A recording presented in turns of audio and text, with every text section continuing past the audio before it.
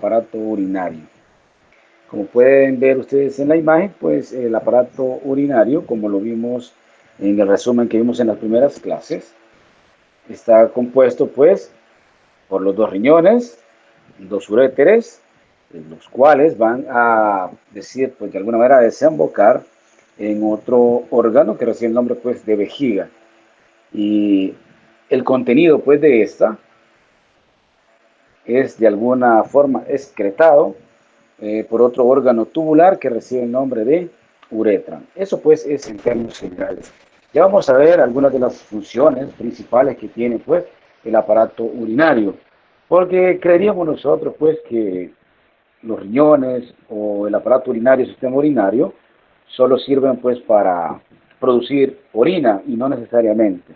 Esa es pues una de las funciones que tiene, pero no podemos delimitarnos solo a eso. No podemos decir pues que el aparato urinario o el sistema urinario solo sirve pues para producir orina. No, tiene pues otras funciones también. ¿Qué es el aparato urinario? Pues el aparato urinario contribuye con la homeostasis mediante la alteración de la composición tanto de la sangre, del pH, del volumen y la presión arterial. Ya vamos a ver cada uno de estos a detalle, cómo es que cambia pues esa composición de la sangre, cómo contribuye también a regular el pH, el volumen y la presión arterial, que cuando hablamos de volumen y la presión pues arterial, vamos a decir que casi están relacionados directamente proporcional. A mayor volumen, mayor presión. A menor volumen, pues menos presión, y ya vamos a ver cómo funciona eso. También participa pues, en el mantenimiento de la osmolaridad de la sangre. Participa también en la excreción de desechos y sustancias extrañas, así como también como la producción de hormonas, que ya lo vemos nosotros, que el riñón produce también pues un tipo de hormonas que contribuyen a unas reacciones pues de nuestro organismo. Como ya lo decíamos, el aparato urinario está constituido por dos riñones, dos uréteres, la vejiga y la uretra. Y los tenemos pues acá, representados, en el cual podemos observar vasos sanguíneos, arterias y venas, ya que a cada uno pues de los riñones está llegando la arteria renal y sale la vena renal. Llega también la arteria renal izquierda y sale pues la vena renal izquierda. Podemos observar los dos riñones, el derecho y el izquierdo. Hay una especie de tubos que salen de cada uno de los riñones y son los uréteres, que llegan a otra estructura que conocemos como la vejiga urinaria. Eso es lo que hemos hablado hasta el momento. Pero tenemos funciones de los riñones. Y eso es lo que hablábamos pues, en la primera parte. Y decimos pues que una de las funciones de esos riñones es la regulación de la composición iónica de la sangre. Los riñones ayudan a regular los niveles plasmáticos. Cuando me refiero a los niveles plasmáticos, quiero decir los niveles de aquellos solutos que se encuentran en la sangre. A eso se refiere cuando decimos nosotros que regulan la composición iónica de la sangre. O sea, los riñones ayudan a regular los niveles plasmáticos de diferentes iones, especialmente de cuáles, los que están pues con mayor abundancia en nuestro organismo, que los llamamos también los electrolitos. Hablamos pues del sodio, del potasio, del calcio, del cloro o cloruro y del fosfato. Son estos iones o estos elementos que de alguna manera van a ser regulados también por el sistema urinario. Porque más adelante vamos a ver pues, que una de las funciones de eso pues, es como la filtración de esos compuestos. Hablamos también de la regulación del pH sanguíneo. Ya sabemos nosotros pues que pH así en seco es el potencial de hidrógeno, o sea, la cantidad de iones hidrógeno que encontramos en la sangre. Entonces también participa en eso, en esa regulación del pH. Los riñones excretan una cantidad variable de estos iones hidrógeno hacia la orina y conservan pues iones bicarbonato, que sabemos nosotros que estos iones bicarbonato son los que sirven como amortiguadores de acidez, que son importantes pues ya que de alguna manera estos pueden unirse al bicarbonato para formar otro compuesto, como en el caso del ácido carbónico, que luego lo podemos desdoblar en agua y CO2 para que el agua se incorpore nuevamente a nuestro sistema y el CO2 pueda ser eliminado por la respiración. Y de esa manera, pues, es que el sistema urinario participa también en ese proceso de regulación del pH. Como cuando poníamos el ejemplo de los frijoles, cuando se arruinaban y que se hacían ácidos, y que decíamos pues que ya sea su mamá o su abuelita utilizaba pues el bicarbonato para quitarle esa acidez, porque lo que se pretende es que esos iones hidrógeno que andan libres, que provocan esa acidez, se puedan unir al bicarbonato, y de esa manera pues hacer una base, y esa base es la que le da pues ya la alcalinidad nuevamente a los frijoles cuando poníamos ese ejemplo. Entonces de esa manera regula también con el pH, regulando ya sea la eliminación de estos iones hidrógenos o la producción pues de este bicarbonato que sirve como una base. Regulación de la volemia. Cuando hablamos de volemia, estamos hablando de volumen, o sea, el volumen de la sangre, prácticamente eso está diciendo, con la regulación de la volemia, o sea, el volumen de sangre. Los riñones regulan la volemia a través de la conservación o la eliminación de agua en la orina. Recordemos que la orina no solo es líquido, la orina también lleva solutos, o sea, lleva compuestos de desecho de los que ya hablamos, que pueden ser un montón. Pueden ser ya sea estos electrolitos, pueden ser hormonas, pueden ser glucosa, pueden ser proteínas. Entonces, dependiendo pues a la cantidad de desecho, es así como que vamos a encontrar nosotros pues en la orina. Pero una de las funciones también de este sistema es eso, regular la cantidad de agua que nosotros excretamos, como en el caso de la orina. El aumento de la volemia incrementa, por consiguiente, les decía yo, que era directamente proporcional. Lo que estamos diciendo es que el aumento de los líquidos o el aumento de esa volemia, o sea, la cantidad de líquido que tenemos en el cuerpo, incrementa la tensión arterial, y un descenso de esta volemia disminuye la tensión arterial. Lo cual quiere decir que cuando nosotros estábamos viendo y hacíamos una comparación entre los líquidos y los gases, decíamos que tienen un comportamiento diferente. Porque en los líquidos, entre más líquido hay, ejerce eso más presión sobre una superficie. En cambio decíamos que los gases se comportan de una forma diferente, porque entre mayor sea el volumen del recipiente donde esté, este ejerce una menor presión sobre las paredes del objeto que lo mantiene o que lo contenga. Entonces, en este caso, con los líquidos es directamente proporcional. Y entre más líquido hay, mayor presión. Por eso es que entre más líquido hay, o sea, el aumento de la volemia, eso hace que incremente la tensión arterial. ¿Por qué? Porque como tenemos más líquido, eso hace que nuestro corazón trabaje con una mayor fuerza y necesite también de una mayor fuerza para poder impulsar esa gran cantidad de líquido. Y ese líquido se ve pues directamente aumentado a nivel de la pared de las arterias también, porque entre más líquido quiere decir que esa sangre va a chocar con mayor intensidad en la pared de las arterias, que es lo que conocemos nosotros como la tensión arterial. Entonces, por eso decíamos que el aumento de una cosa da también aumento de lo otro. Pero este sistema también puede regular esa tensión arterial.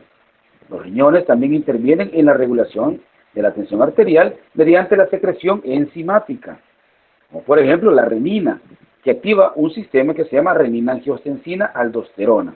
El aumento de esta enzima renina eleva también la tensión arterial, en casos en los cuales tengamos una hipotensión, por decirlo así. Tenemos una hipotensión, entonces tenemos como este mecanismo interno, o endógeno, lo podemos decir, que ayuda o contribuye a aumentar la tensión arterial en condiciones en las cuales haya habido un desequilibrio de este tipo. Por eso tenemos entonces esa secreción enzimática de renina, que lo que hace pues es aumentar la tensión arterial en el caso pues que tengamos descensos de la presión arterial. Otra de las funciones, el mantenimiento de la osmolaridad de la sangre. ¿A través de qué? A través de la pérdida sea de agua o de los solutos en la orina. Nosotros sabemos que la osmolaridad de la sangre anda alrededor de 300 miliosmoles. ¿Qué quiere decir? O sea, la cantidad de soluto que hay en un litro de agua o en 1 litro de sangre. A eso se refiere con eso de una solución isoosmolar. Como decimos nosotros, la osmolaridad de la sangre, que es de 300 milismoles por litro. O sea que hay 300 de una cantidad de solutos en 1 litro de sangre. Y decíamos que teníamos soluciones hiperosmolares e hipoosmolares, o sea, bien concentradas y otras bien diluidas. Lo mismo pasa con la orina, dependiendo qué es lo que necesitemos. Si estamos en una situación hiperosmolar, entonces la orina va a salir más concentrada. ¿Por qué? Porque lo que necesitamos es que se pierda solutos. Pero en el caso que tengamos una deficiencia o estamos en una condición hipoosmolar, lo que necesitamos es reabsorber solutos y se va a eliminar por consiguiente una orina diluida. Ya vamos a hablar de eso un poquito más adelante. Y habíamos hablado, como en el caso de la renina, que eleva la presión arterial, decíamos pues que la producción de hormonas de los riñones produce también el calcitriol, que es la forma activa de la vitamina D, que esto contribuye o regula la homeostasis del calcio. Y la eritropoyetina, que ya habíamos mencionado, a esta hormona también estimula la producción de eritrocitos, cual los conocemos como los glóbulos rojos, eritrocitos o hematíes, que son los encargados de transportar el oxígeno. ¿A través de quién? De una proteína que la conocemos como hemoglobina. Y decimos nosotros, está anémico, dicen, porque lo ven pálido, porque tal vez ven un examen ahí que reporta hemoglobina baja, entonces ustedes ya hacen diagnóstico y dicen, sí, está anémico. Pero es por eso, por el recuento de estas células, ya sea de los eritrocitos, que como les digo, lo pueden llamar como ustedes quieran, eritrocitos, hematíes o glóbulos rojos, son los mismos. El riñón también participa en la regulación de la glicemia o la glucemia, como quieran decirlo ustedes. Al igual que el hígado, que participa también en la producción de glucosa endógena, en caso de estrés o en caso de ayunos prolongados, el riñón también puede utilizar un aminoácido que se llama glutamina para la gluconeogénesis, o sea, la síntesis de nuevas moléculas de glucosa. Y luego, estas puedan ser liberadas a la sangre para mantener, pues, la glicemia normal. No solo el hígado participa o genera, pues, este tipo de ayuda, por decirlo así. Tenemos a nivel muscular también, el glucógeno que se libera a nivel muscular, a nivel del hígado, y tenemos también esta otra salvedad. Digamos que si no funcionan los otros sistemas, tenemos todavía el riñoncito que puede hacer uso de la glutamina para generar, pues, nueva glucosa. La excreción de desechos y sustancias extrañas. Muchas veces cuando nosotros hablamos de excreción o secreción, utilizamos los términos indistintamente. Para que no usamos esos términos, vamos a decir, lo que se excreta, vamos a decir, es algo que sale al exterior, pero dependiendo también de las estructuras. Porque tenemos glándulas que excretan y secretan. Una secreción, vamos a decir algo glandular, algo que se secreta moco, se secreta alguna sustancia, alguna hormona, pero la excreción es cuando estamos hablando que la sustancia está saliendo al exterior, para que no lo utilicemos indistintamente, como en el caso de la orina. En el caso de la orina podemos decir, se excreta la orina, no se secreta la orina, para poderlo utilizar de una forma correcta. Entonces, cuando hablamos de los riñones, vamos a decir que excreta desechos y sustancias extrañas, mediante la formación de la orina. Los riñones contribuyen a la excreción de desechos o de sustancias que no cumplen ya con una función en el cuerpo. Ya vamos a ver qué tipo de sustancias pueden ser. Algunos de los desechos excretados por la orina son el producto de reacciones metabólicas, casi en la mayoría, como en el caso del amoníaco, la urea, que se forma después de la diseminación de los aminoácidos, la bilirrubina, procedente del catabolismo de la hemoglobina, la creatinina, de la degradación de la creatinfosfato en las fibras musculares, y el ácido úrico del catabolismo de los ácidos nucleicos, para que vean que todos aquellos procesos, aquellas reacciones metabólicas que se dan normalmente, generan sustratos de desecho. Entonces, esos sustratos de desecho, que muchas veces ya no son utilizados por nuestro cuerpo, tienen que desecharse de alguna manera. Y en este caso, pues, utilizamos nuestro sistema urinario para hacerlo. Y desecharnos de esos productos que ya no son metabólicamente funcionales para nuestro cuerpo. Mas, sin embargo, nos puede servir, pues, como o nos puede dar una intoxicación por estos compuestos, como en el caso de los pacientes con insuficiencia renal. Tal vez ustedes han tenido la oportunidad de ver un paciente con insuficiencia renal y ven que cambia todo. Le cambia la piel, le cambia la expresión, le cambia el color del cabello, de las uñas, pierden peso, son personas bien adinámicas. ¿Por qué? Porque todos estos metabolitos que deben de ser excretados no son excretados y comienzan a acumularlos. Y entonces, al tener esta acumulación de estos metabolitos, ya genera aquellos efectos dañinos que producen. También se excretan otros tipos de residuos, como el caso pues de hormonas, fármacos y compuestos que se eliminan debido al mismo metabolismo en sí, del proceso de nuestra alimentación. Aquellas toxinas que ya no son funcionales para bien en nuestro cuerpo, son eliminados a través pues del riñón. Creo que me estaban escribiendo. ¿Alguien me ayuda? ¿Qué pasa? ¿Qué está pasando en el... Dice un compañero que él sale de trabajar y a veces pide permiso. Y por la cuestión de los trabastones, a veces llega tarde a las clases y él quiere entrar, pero como ya está presentando usted, no deja acceder al compañero. Bueno, voy a salir un ratito para que se conecten los que están afuera todavía.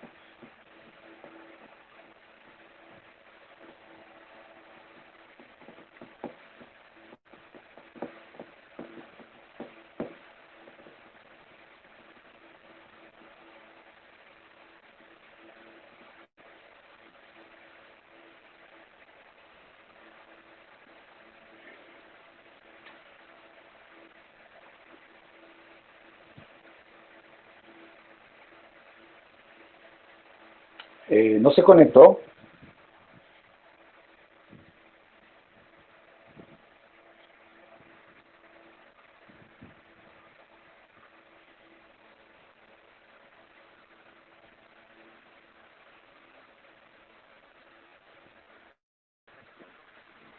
Bueno, decíamos pues que participa pues en muchos procesos, los riñones.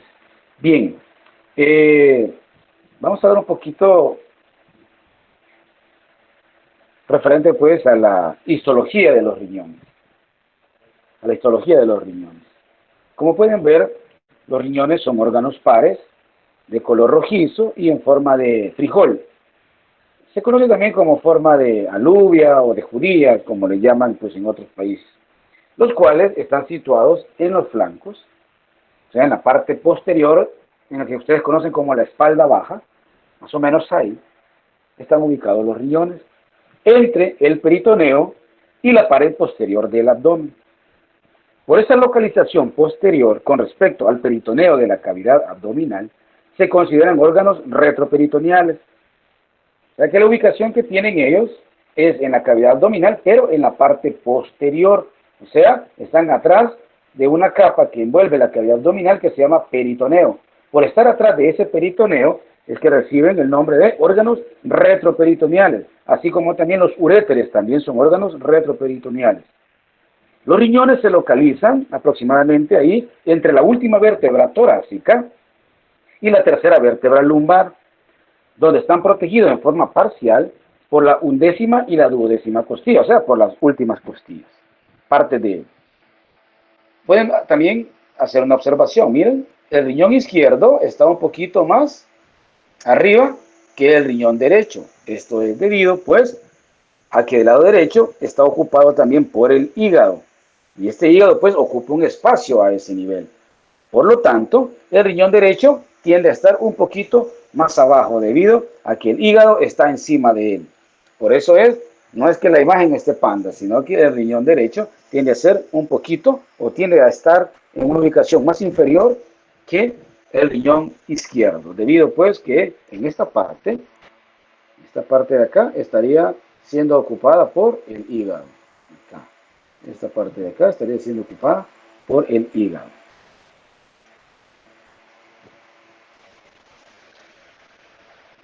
En cuanto a la anatomía externa de los riñones, podemos decir que el riñón típico de un adulto mide aproximadamente entre 10 a 12 centímetros de longitud. O sea que la parte de lo largo, o sea, esta parte de acá, tiene una longitud de 12 centímetros por 5 a 7 centímetros de ancho. Y el espesor, o sea, de la cara anterior a la cara posterior, eso tiene un diámetro de aproximadamente 3 centímetros. O sea que de largo de 10 a 12, de ancho de 5 a 7 y de espesor 3 centímetros. Con un peso aproximado de 135 a 150 gramos. El tamaño lo podemos comparar como el de un jabón, como el de un jabón de tocador, de esos un poquito más pequeños. Más o menos así. Un jabón de baño. Este riñón podemos nosotros ver que está pues constituido por capas también, así como el corazón tiene capa, los huesos tienen capa, los músculos tienen capa. Entonces, estos también tienen unas capas que pueden observar ustedes en esta lámina. Aquí tenemos esas capas o las fascias. Decíamos que el riñón era retroperitoneal, porque aquí tenemos una estructura que está delimitando prácticamente toda la cavidad abdominal que recibe el nombre de peritoneo. Entonces, como los riñones están atrás de ese peritoneo de la cavidad abdominal, miren, todo eso está forrado por ese peritoneo de la cavidad abdominal.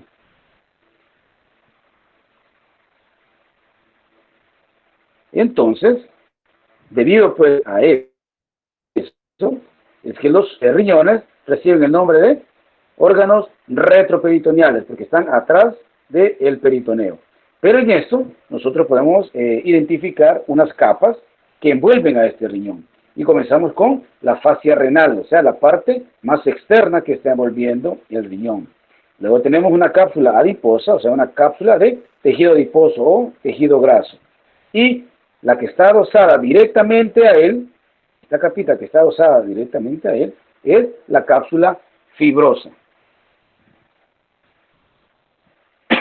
La cápsula renal o la cápsula fibrosa, que están viendo ustedes ahí, es la más profunda. Es una lámina lisa y transparente de tejido conectivo denso y regular que se continúa con la capa externa del uréter. O sea, donde sale el uréter, esa capa, la capa más interna, es la que se va a continuar con él. Es la que se va a continuar con el uréter. Esta capa de acá, se continúa ya con el uréter, que más adelante vamos a ver cuál es la función de esos uréteres. Bien, la capa intermedia, o sea, la cápsula adiposa, es una masa de tejido adiposo que rodea la cápsula renal. Y la más superficial, o la fascia renal, es una capa delgada también de tejido conectivo denso y regular, que fija el riñón a las estructuras aledañas, o a las estructuras que lo rodean, y a la pared abdominal para mantenerlo pues en su ubicación. Y ahí tenemos pues las tres capas. Aquí es un corte transversal en el cual pues nosotros podemos observar las vértebras, o la parte posterior, el hígado, el páncreas, corte del intestino, del estómago, capas musculares, aquí también tenemos músculo, pero principalmente lo que nos importa pues son los riñones que estamos observando nosotros acá. Aquí encontramos vasos sanguíneos, estos de acá son vasos sanguíneos, la aorta abdominal, porción pues de la cava, porque estamos haciendo pues ese corte transversal en el cual me está dividiendo el cuerpo en dos mitades, una superior y una inferior. Vamos a ver la anatomía interna de esos riñones. Aquí ya es un corte coronal, en el cual hemos cortado el riñón a la mitad. Y nos dio dos caras, es una cara anterior y una cara posterior. Entonces estamos viendo la parte interna de ese riñón. En ese corte frontal del riñón muestra dos regiones. Una área más superficial de color rojo claro, el cual recibe el nombre de corteza renal, y una región profunda de color pardo rojizo, denominado médula renal. La corteza es esta parte de acá. Todo esto es la corteza. Por eso decíamos un color, un rojizo más claro. Esta parte de acá. Eso es la corteza o la parte más externa. Y la parte más oscurita es la médula. O sea, todo esto que están viendo ustedes acá. Eso es la médula. Ya vamos a identificar cada una de esas estructuras. Pero principalmente, saber que el riñón está constituido por esas dos porciones principales. Uno es la parte externa, que es la corteza, como la corteza de los árboles, y en el centro tenemos la médula. Ya vamos a ver cuál es la función de cada una de esas estructuras. La médula renal está compuesta por aproximadamente 8 a 18 pirámides. ¿Cuáles son las pirámides de la médula? Esto es una pirámide, esto es una pirámide, aquí está otra, aquí está otra, aquí está otra y aquí está otra. ¿Por qué pirámide? Porque tienen esa forma, tienen una forma triangular. Entonces, a nivel de la médula tenemos las pirámides, que pueden ser entre 8 a 18 pirámides renales, que tienen una forma cónica. La base, o sea, esta parte de acá, o el extremo más ancho de cada pirámide, se dirige hacia la corteza, o sea, está en contacto con la corteza renal, la base de esas pirámides. Y el vértice, o el extremo más angosto, esta parte de acá, llamada papila renal, se orienta hacia el ilio renal. ¿Se acuerdan que había un ilio pulmonar? El ilio es una zona donde están llegando y saliendo estructuras. Entonces, el pulmón tenía un ilio pulmonar. Aquí estamos ante el ilio, pero renal. Entonces, la base de esa pirámide está en relación o en comunicación con la corteza renal. Y el vértice recibe el nombre de papila y está en relación con el ilio renal. Ya vamos a reconocer otras estructuras ahí. Entonces, ya tenemos 3 estructuras identificadas. Tenemos la corteza renal, la médula renal, que dentro de la médula renal existen estas estructuras que se llaman pirámides, que pueden ser entre 8 a 18 pirámides, que tienen una base y que tienen un vértice. El vértice recibe el nombre de la papila renal. Ahí estamos. La corteza renal es el área de textura lisa, o sea, la corteza es esto de acá. Entonces, esa corteza renal de estructura lisa se extiende desde la cápsula hasta las bases de las pirámides renales y hacia los espacios entre ellas. ¿Qué quiere decir esto?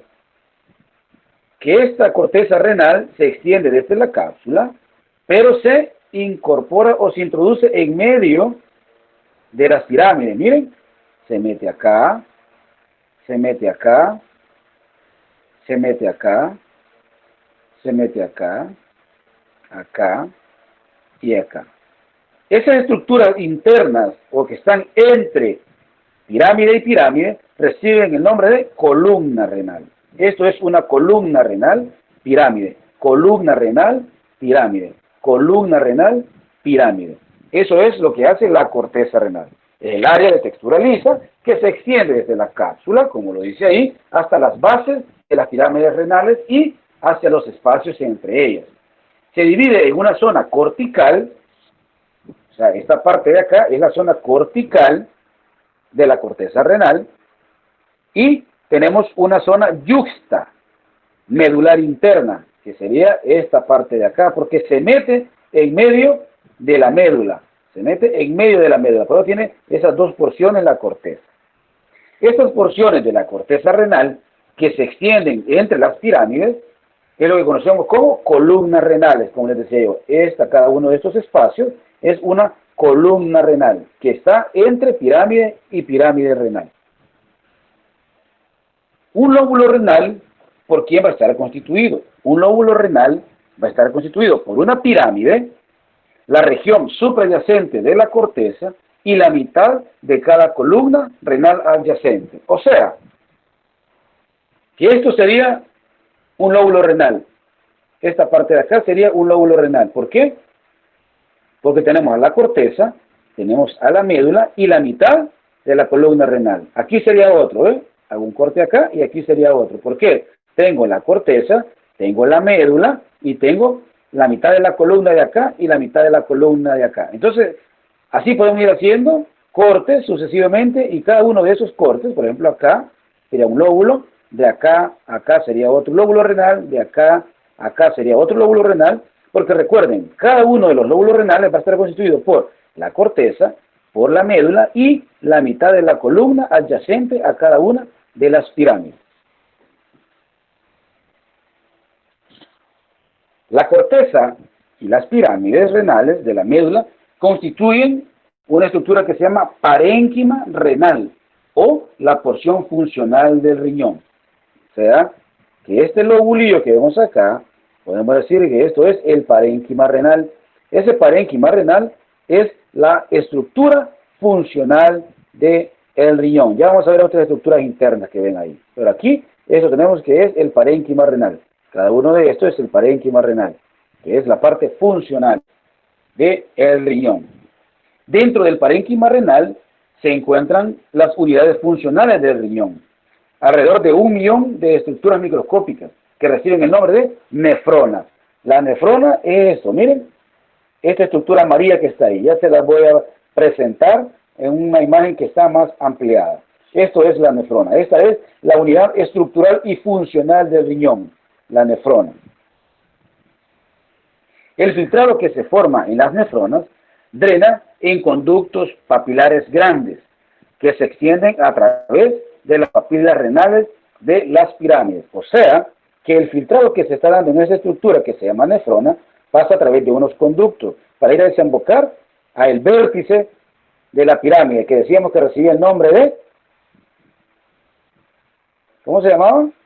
Papila renal. O sea, cada una de estas puntas es una papila renal. O sea, 1, 2, 3, 4, 5, 6. Estas son las papilas renales, donde va a desembocar lo que se ha drenado a nivel, pues, de las nefronas. Esos conductos, los conductos papilares, desembocan en esas estructuras en forma de copa llamadas cálices menores y cálices mayores.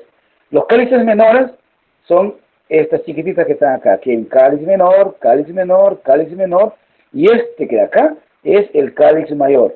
O sea, que cuando aquí se está filtrando la orina y pasa por medio de esta estructura, llega a la papila. De la papila desemboca en una especie de conductos que llegan hasta el cáliz menor. Estos cálices menores recolectan la orina para llegar a otra estructura más grande que se llama los cálices mayores. Estos cálices mayores van a desembocar en una estructura más gruesa que recibe el nombre de pelvis renal, esta parte de acá, recibe el nombre de pelvis renal que se continúa después con el uréter de cada uno, pues, de los riñones. Cada riñón tiene entre 8 a 18 cálices menores.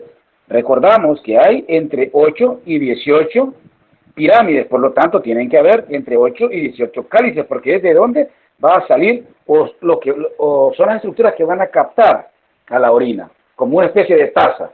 Por eso recibe el nombre de cálices menores. Estos 8 o 18 cálices menores van a drenar a 2 o 3 cálices mayores, que son los que están viendo acá. Todos estos chiquititos de acá son los cálices menores. Y los cálices mayores serían, digamos, este y este que no está muy formado. Entonces, esos están drenando a la orina de cada uno de estos cálices menores para que lleguen a la papila renal. A partir de los cálices mayores, la orina drena a una cavidad más grande denominada pelvis renal, que está acá. Y de la pelvis renal luego pasa a través del uréter hacia la vejiga. Eso es lo que ocurre, o es el recorrido que sigue, pues, la orina. Como los riñones eliminan desechos de la sangre y regulan su volumen y su composición iónica, no parece sorprendente que reciban también una abundante vascularización. Aquí ustedes están viendo pues que está llegando la arteria renal y la vena renal, pero en realidad está pues irrigado y drenado por una gran cantidad de un sistema arterial y venoso. Aunque estos órganos son pequeños, menos del 5% del peso corporal total, reciben una gran cantidad de sangre. Reciben alrededor del 20 al 25% del gasto cardíaco en reposo a través de las arterias renales derecha e izquierda. En los adultos, el flujo sanguíneo renal, que es el flujo de sangre que atraviesa a ambos riñones, es alrededor de 1200 ml minuto. O sea, es una gran cantidad de sangre que está pasando por ahí. Pueden ver ustedes que todo comienza con la arteria renal y estas pues se van dividiendo en estructuras cada vez más pequeñas. Esta representación que está en letras quizás se entiende un poquito mejor de esta manera, donde ustedes pueden ver que entra la arteria renal, así que comienza esta pues a ramificarse según los segmentos que necesita pues ir a irrigar, como en el caso de este gran vaso que es la arteria renal. Comienza, miren, a dividirse en arterias segmentarias, porque se van a cada uno de los segmentos del riñón. Estas arterias segmentarias, a su vez, se comienzan a dividir aún más, como este caso, miren, las arterias interlobulares. ¿Por qué? Porque se van entre cada uno de los lobulillos renales. O sea, se van entre los lobulillos renales, pero se llaman interlobulares. Pero a su vez, estas se ramifican todavía en estructuras todavía más pequeñas, que se llaman las arterias arcuatas o arcuadas. ¿Por qué? Porque hacen como una especie de un arco a nivel de la pirámide. O sea, se arquean y por eso es que reciben el nombre. Luego de estas todavía salen otras que reciben el nombre de las radiales, como especie de rayos. Todas estas que son chiquititas acá son las arterias radiales, para terminar en las puntas, en lo último que son las arterias que les decía yo, que forman esa especie de rayitos, las arterias radiales, que son las que van a llegar a nivel pues de la corteza. Y de esa manera es que se subdividen, digamos, estos vasos que están llegando al riñón, y como pueden ver están sumamente, pero sumamente vascularizados. En la imagen anterior, miramos esta estructura que recibe el nombre de la nefrona. Las nefronas son las unidades funcionales de los riñones. Cada nefrona consta de dos partes: un corpúsculo renal, donde se filtra el plasma, y un túbulo renal, hacia el que pasa el líquido filtrado. Los dos componentes del corpúsculo renal son el glomérulo, que es una red capilar, y la cápsula glomerular o cápsula de Bowman, que es una bolsa epitelial en forma de copa de pared doble, que rodea los capilares glomerulares, o sea, donde se da ese proceso. ¿Qué es un glomérulo? Aquí tenemos la nefrona. El glomérulo es esta estructura que usted está viendo acá. Se describía como una red capilar que está envuelto por una cápsula doble. Ahí puede observar usted la cápsula doble. Esto es una de las partes de esa nefrona. Principalmente tenemos la parte de el corpúsculo renal, donde se está filtrando la sangre, y la otra parte, pues, es donde pasa el filtrado, esta especie de túbulos que hay aquí. Todos estos túbulos que hay aquí, donde se drena la orina para que sea excretada. Pero todo inicia acá, en el corpúsculo renal, donde se encuentra el glomérulo renal y su cápsula. Aquí es donde se está filtrando la sangre para que se produzca la orina. O sea, aquellos productos que son reabsorbidos pasan nuevamente a la sangre. Pero aquellos productos de desecho pasan a una especie de túbulo para que la orina sea excretada por la especie de túbulos de el sistema renal, hasta llegar pues a la vejiga para que la orina pues sea excretada. Pero estamos viendo pues en esta parte el corpúsculo renal, y aquí vamos a hacer una ampliación de ese corpúsculo renal, el glomérulo, donde cual tenemos una arteriola aferente donde entra y una eferente donde sale. Entonces la sangre es filtrada acá, se filtra, los productos de desecho salen, a través del túbulo proximal, o sea, aquí es la orina, y en esta parte de acá, cuando se da el filtrado de la sangre, todos aquellos elementos que todavía son funcionales, son reabsorbidos por la circulación nuevamente. Los productos de desecho son eliminados a través del túbulo proximal. Pero ¿cuáles son esas estructuras? Esto es una nefrona, que comienza con el glomérulo y tenemos una capa doble, o sea, la cápsula de Bowman. Aquí se da el filtrado y aquel producto de desecho, o sea, la orina, se va por los túbulos. Miren el túbulo contorneado proximal, luego pasa a otra estructura que se llama asa de Henle y pasa al túbulo contorneado distal para luego ser excretado por el riñón, ¿ya? Lo que se convierte como orina, y esto es eliminado por nuestra vejiga, a través pues de la uretra.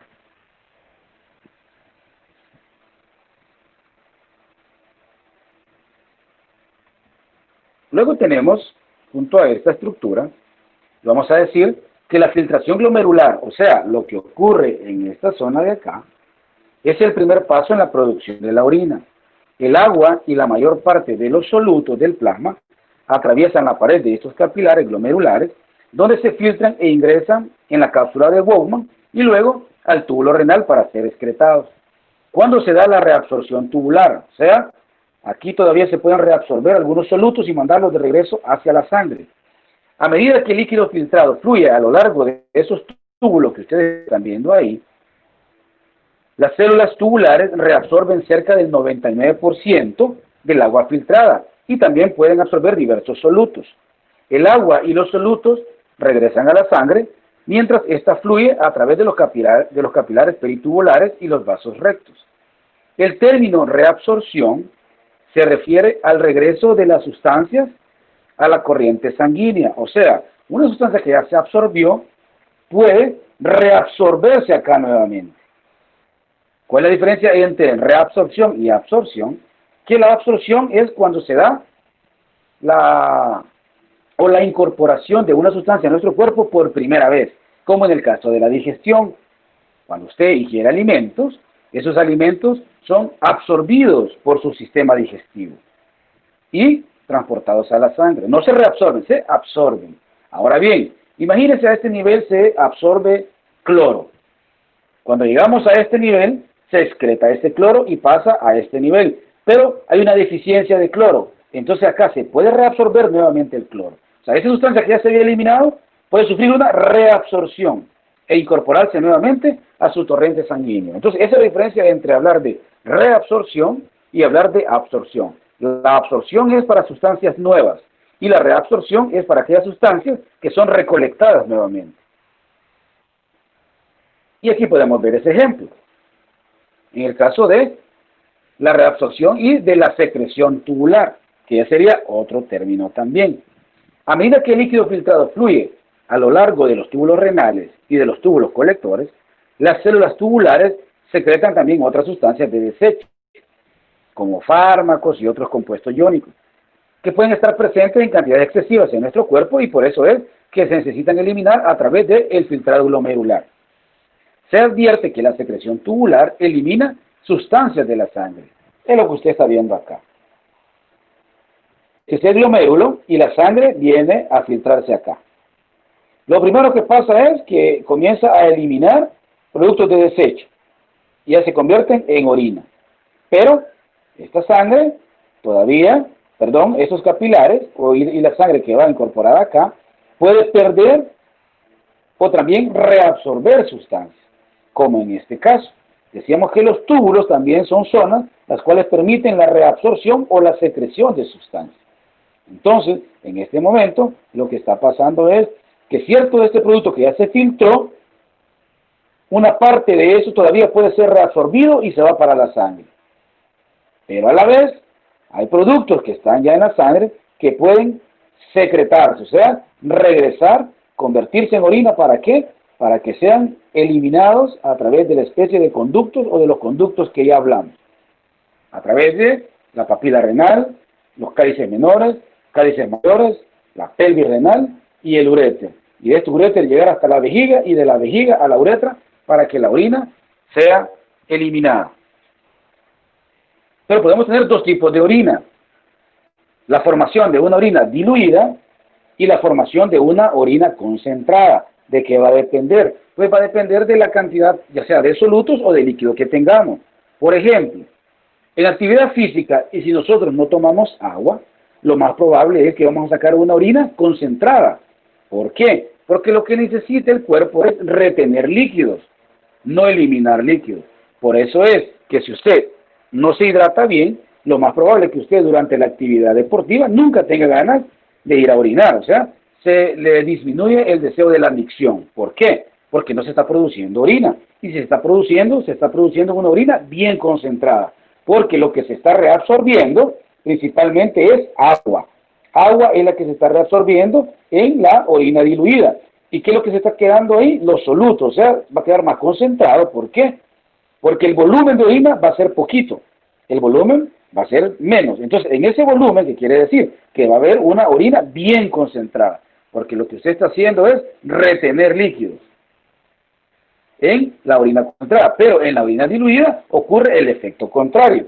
El efecto que ocurre en la diluida es que como usted está en condiciones normales, está en su casa, está hidratado, entonces los solutos se están reabsorbiendo, pero como hay una gran cantidad de líquido, entonces entre más líquido se diluyen mejor los solutos.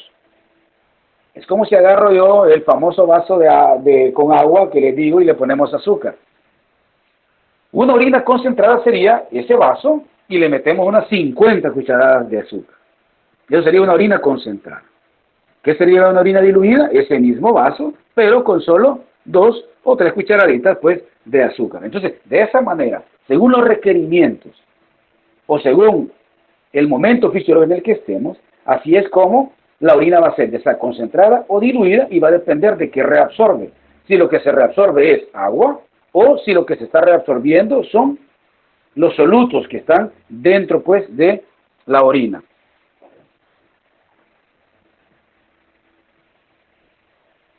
¿Para dónde va después ya de recolectar todo este montón, pues, de orina y todo eso? ¿A dónde es captado? Es captado a nivel de los uréteres, o sea, esta estructura que estamos viendo nosotros acá. Esto es un uréter. Pero vamos a verlo mejor de esta manera. Todo lo que hemos hablado ha pasado a este nivel. A nivel de la nefrona, en el cual se da aquí el filtrado glomerular, pasa a la especie de túbulo, llega a nivel de la papila renal, la orina drena al cáliz menor, de los cáliz menores drena a los cáliz mayores, de los cáliz mayores la orina llega hasta la pelvis renal y de la pelvis renal llega al uréter, o sea, a la estructura que vamos a ver a continuación. Cada uréter conduce orina desde la pelvis renal hasta la vejiga. Las contracciones peristálticas de las paredes musculares de los uréteres impulsan la orina hacia la vejiga. También participa pues la presión hidrostática y también pues la fuerza de la gravedad. Las ondas peristálticas que pasan desde la pelvis renal a la vejiga tienen una frecuencia que oscila entre 1 y 5 por minuto, según pues la rapidez con la que se esté formando la orina. Los uréteres miden aproximadamente entre 25 a 30 centímetros de largo, con un espesor aproximado de 1 centímetro. Estos penetran a la vejiga y que la vejiga pues es como el órgano de captación de la orina, donde la orina llega y se sena. Al igual que los riñones, los uréteres también son retroperitoneales. Los riñones son retroperitoneales. Pero como toda estructura que nosotros vemos, sabemos que tienen capas. Y aquí tenemos pues las capas o cómo estructuralmente o histológicamente está formado cada uréter. Ahí pueden ver que hay 3 capas, una capa mucosa, una capa muscular y la parte de afuera, una serosa. Entonces, la capa más externa, o sea, la adventicia, compuesta por tejido conectivo con abundantes vasos sanguíneos y linfáticos y nervios. La lámina intermedia es la capa muscular, es la que le da esa característica y que le permite tener un peristaltismo para poder drenar la orina. Y la capa más interna o la mucosa, constituido por epitelio de revestimiento como en un vaso sanguíneo. Es el mismo similar, si lo comparamos, pues es similar la mucosa. O sea, una mucosa una superficie más suave, húmeda, que permite pues el paso de una sustancia. Entonces, de esa manera es que se conforma pues el uréter, que va a desembocar a una estructura que conocemos nosotros como la vejiga urinaria. Esta vejiga urinaria es un órgano muscular hueco y distensible situado en la cavidad pélvica, por detrás de la sínfisis del pubis. O sea, la sínfisis del pubis es aquella articulación que conocemos nosotros, la articulación de la sínfisis del pubis. En los hombres se encuentra por delante del recto y en la mujer es anterior a la vagina, pero inferior al útero. La capacidad de la vejiga oscila en promedio entre 700 a 800 ml. O sea, esa es la cantidad de orina que puede tener en su interior la vejiga. Es más pequeña en las mujeres porque el útero ocupa un espacio por encima de la vejiga. Entonces, ese efecto de masa es lo que hace que la vejiga sea un poquito más pequeña en las mujeres. Otro efecto que se da en condiciones fisiológicas normales es en el embarazo. En el embarazo uno de los momentos o procesos fisiológicos que ocurren es el aumento de la micción en las señoritas cuando están embarazadas. ¿Por qué? Porque como el útero lo tenemos sobre ella, y si está creciendo ahí un producto, o sea, un bebé, el bebé está comprimiendo la vejiga. Por eso es que disminuye el volumen de la vejiga. Y las señoritas comienzan con una orinadera frecuente. Pero es por eso, por el efecto de masa que está produciendo el bebé. Por eso es que aumenta la micción en los primeros meses del embarazo, debido a eso. Entonces, aquí pueden ver ustedes dos orificios, este y este. Son los orificios de desembocadura de los dos uréteres, el uréter derecho y el uréter izquierdo. Luego tenemos otra estructura en esta parte de acá, que es el final, de nuestro sistema urinario, que recibe el nombre de la uretra femenina y la uretra masculina. La uretra no es nada más que un conducto pequeño que se extiende desde el orificio ureteral interno, o sea, el orificio ureteral interno. Desde acá inicia pues la uretra.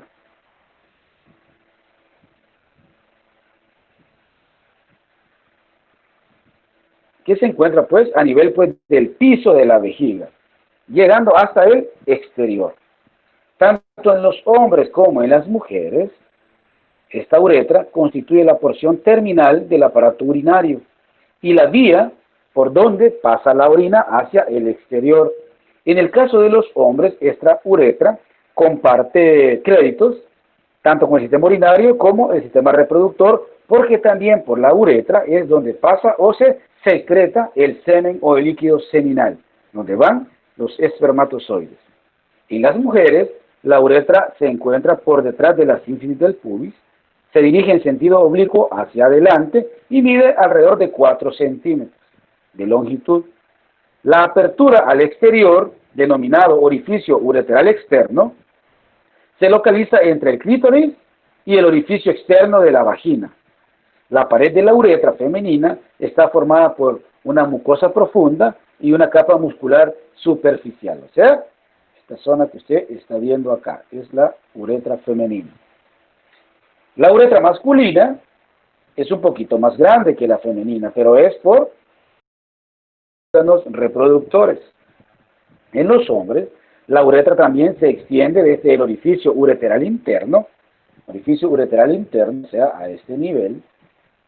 En el caso de las señoritas también a ese nivel, hasta el exterior, pero la longitud de esta es un poquito más grande debido a que esta hace una mayor trayectoria. La uretra masculina primero atraviesa una estructura que se conoce como la próstata. Acá, pueden ver acá, viene de la vejiga, viene la uretra, pasa por la próstata, pero miren, también hay otro conductito aquí. Este conductito es, a este nivel es donde se comparte la uretra. Acá viaja orina y por acá los espermatozoides que vienen desde un conducto que está a nivel desde los testículos, donde viajan los espermatozoides, viajan acá, vesícula seminal, y aquí se da la contracción, cuando se da la eyaculación, se da la contracción de esto, y drena el semen que se encuentra acá, y este cierra el orificio interno de la vejiga, ¿para qué? Para permitir el paso de los espermatozoides. Por ese recorrido que da esa uretra masculina, por eso es que en los hombres es más grande, o sea, hablando en longitud, que en las mujeres. La mujer tiene 4 centímetros y en los hombres es alrededor de 20 centímetros. 20 centímetros esa uretra masculina. Y ya decimos pues que comparte créditos con el aparato urinario y con el aparato reproductor. Algo importante en cuanto a factores patológicos. Las señoritas sufren o tienen una mayor frecuencia o recurrencia de padecer infecciones de vías urinarias, pero es por eso, por la cercanía y por el tamaño de la uretra. Es más fácil que un microorganismo recorra 4 centímetros y llegue a la vejiga y nos provoque una infección de vías urinarias, a que un microorganismo recorra 20 centímetros.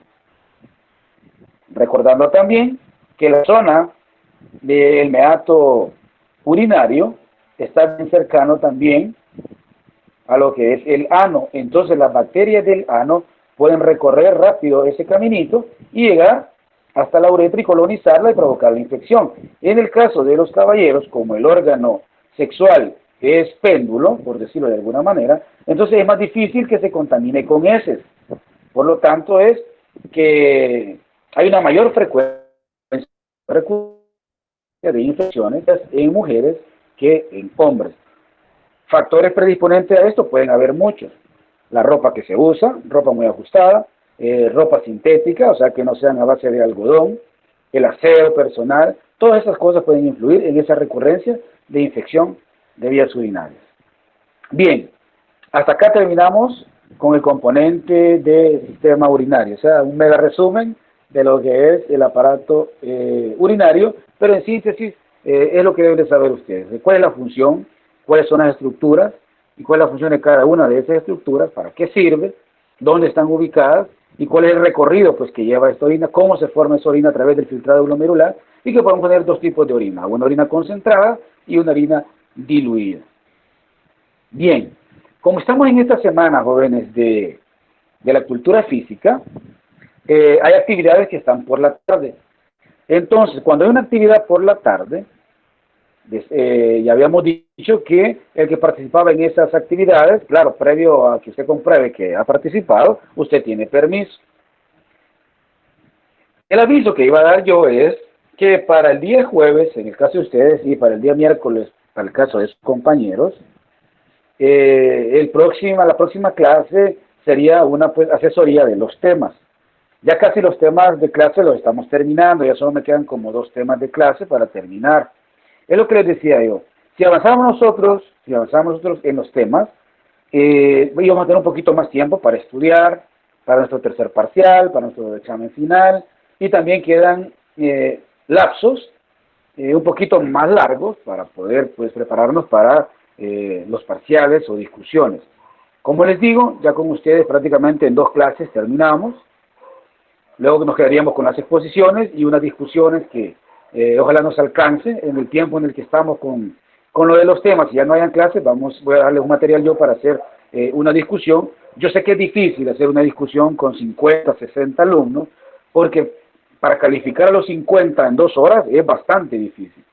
Es bastante difícil. Tenemos que hacer más que todo pues una discusión así un poquito más general, en el cual usted participa, yo anoto su nombre, y así pues vamos viendo si realmente usted revisó el tema, el material que le di, claro, posterior a un control de lectura, le hago un examencito yo, y si usted no participó, yo lo voy a tener anotado, y eso pues se lo voy a sumar a su nota del corto que le haga posterior pues a la revisión de la discusión. Si usted no participa, usted se va a ir en seco.